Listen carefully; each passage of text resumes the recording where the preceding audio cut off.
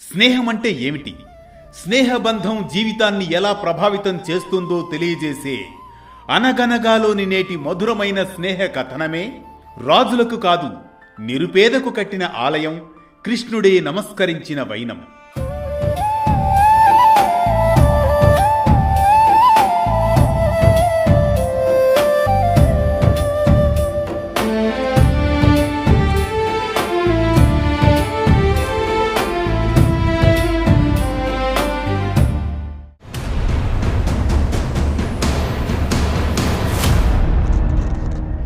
అనగనగా అది ద్వాపరయుగం. శ్రీ బమ్మెరపోతన గారు రచించిన శ్రీమద్ భాగవతం ప్రకారం శ్రీకృష్ణుని బాల్యంలో భాగంగా విద్యాభ్యాసం ప్రారంభమైన సమయం అది.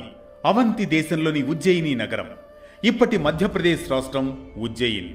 గురుకుల జీవనంలో శ్రీకృష్ణుడు, బలరాముడు, కుచేలుడు సాందీపని మహర్షి ఆశ్రమంలో కలిసి నివసిస్తూ వేదాలు, ఉపనిషత్తులు, ధనుర్విద్యా శాస్త్రాలు, సేవ, వినయం, గురుభక్తి అన్నింటినీ అభ్యసిస్తూ ఉంటారు.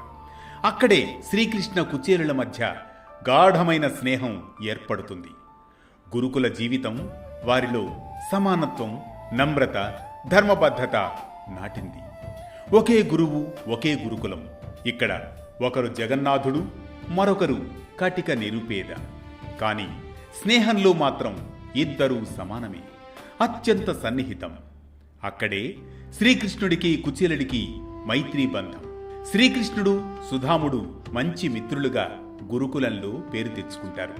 విద్యాభ్యాసం పూర్తయ్యాక శ్రీకృష్ణుడు ద్వారక చేరుకుంటాడు, సుధాముడు తన స్వగ్రామానికి వెళ్ళిపోతాడు.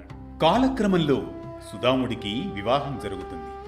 సహజంగానే అతడు అల్ప సంతోషి. ధనంపై ఆశ లేదు, సంపదపై మోహం లేదు. ప్రతినిత్యం భగవంతుని ఆరాధన, గృహస్థాశ్రమ ధర్మాలను పాటిస్తూ జీవిస్తూ ఉంటాడు. అతని భార్య కూడా అంతే. పతిభక్తి మెండుగా ఉన్న ఉత్తమురాలు. ఆడంబరాలకు పోకుండా ఉన్నంతలో సంతోషం అన్న సిద్ధాంతంతో సంసారాన్ని నడుపుతూ ఉంటుంది. కానీ ఆ దంపతుల జీవితం కడు పేదరికంలో సాగుతూ ఉంటుంది.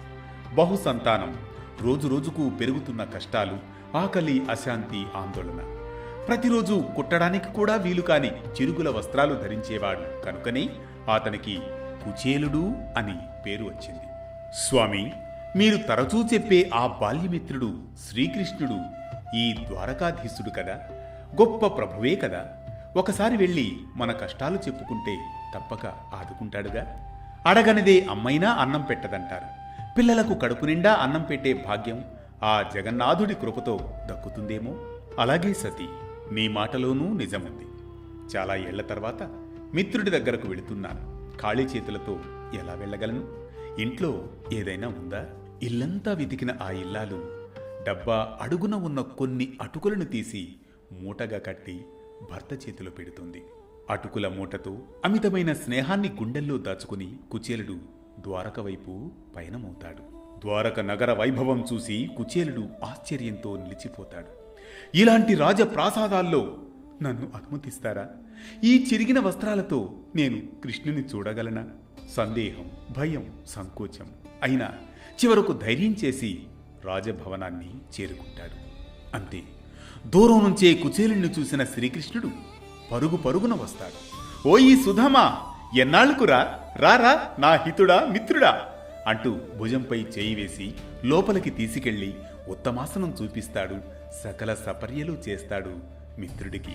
సాక్షాత్తు ఆ భగవంతుడే అతిథిగా వచ్చిన కుచేలుని పాదాలను రుక్మిణీ సమేతంగా కడుగుతాడు. ఆ పాదోదకాన్ని తన శిరస్సుపై చల్లుకుంటాడు. రుక్మిణీదేవి శిరస్సుపై కూడా చల్లుతాడు. కుశల ప్రశ్నలయ్యాక కుచేలుణ్ణి గుండెకు హత్తుకుంటాడు. అన్నట్టు ఏదో తెచ్చినట్టున్నావు మిత్రమా నా కోసం, కానీ దాచిపెడుతున్నావు. చెప్పు చెప్పు, అయినా నీ ప్రేమే చాలననుకో. కృష్ణ, అయినా ఇది నీకిష్టమని నా సతీమణి ఇచ్చిన అటుకులు అంటూ బెరుకుగా దాచిపెట్టుకుంటూ ఉండే ఆ కుచేలుణ్ణి వారిస్తాడు శ్రీకృష్ణుడు. ఇంత అమృతమా? ఈ అటుకుల కన్నా విలువైన కానుక నాకింకేముంది అంటూ లాక్కుని ప్రీతిగా నోట్లో వేసుకుంటాడు కృష్ణుడు.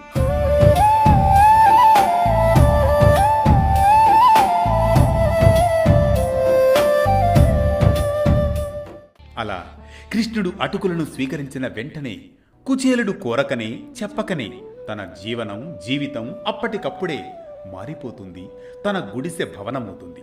కుచేలుడు రాజు కాదు, మహాధనికుడు కాదు, కానీ శ్రీకృష్ణుని హృదయంలో మాత్రం కుచేలునికి ఉన్న స్థానం రాజుల కన్నా గొప్పది. భగవంతుడు భక్తుడి భక్తిని, ప్రేమను కోరుకుంటాడు, సంపదను కాదు. చిన్న కానుకైన ప్రేమతో సమర్పించినప్పుడు భగవంతుడు దానిని అద్భుతంగా మారుస్తాడు. శ్రీకృష్ణుడి స్నేహితుడైన కుచేలుడి ఆలయం ముఖ్యంగా ద్వారక, పోర్బందర్ ప్రాంతాల్లో ఇప్పటికీ ఉన్నాయి. ఇక్కడ కుచేలుడు కృష్ణుడి స్నేహాన్ని నిత్యం స్మరించుకుంటారు భక్తులు. ఇది రాజులకు కాదు, నిరుపేదకు కట్టిన ఆలయం, స్నేహ భవనం, కృష్ణుడే నమస్కరించిన వైనం. ఈ కథనం మనకిచ్చే సామాజిక సందేశం ఒక్కటే: చిన్న అటుకుల మూటలో అంతులేని స్నేహం దాగి ఉందని. స్నేహం ధనంతో కొలవబడదని, భక్తి కానుక పరిమాణంతో నిర్ణయించబడదని. పేదరికం, అధికారం, స్థితిగతులను దాటి నిలిచేదే అసలైన స్నేహమని. అందుకే మనం సంపద కోసం కాక సంబంధాలు, విలువల కోసం జీవించడం నేర్చుకోవాలని. ప్రతినిత్యం ఓ పురాణ కథనం, సూటిగా, స్ఫూర్తిమంతంగా, సామాజిక సందేశంగా. ధర్మం చెప్పే కథల సవ్వడి, జ్ఞానం చెలరేగే కథన పొరబడి. అనగనగా అంటూ మళ్లీ రేపు పలకరిస్తుంది ఆరుబయట వెన్నెల్లో జోకొట్టే కథల్లా వేటు న్యూస్.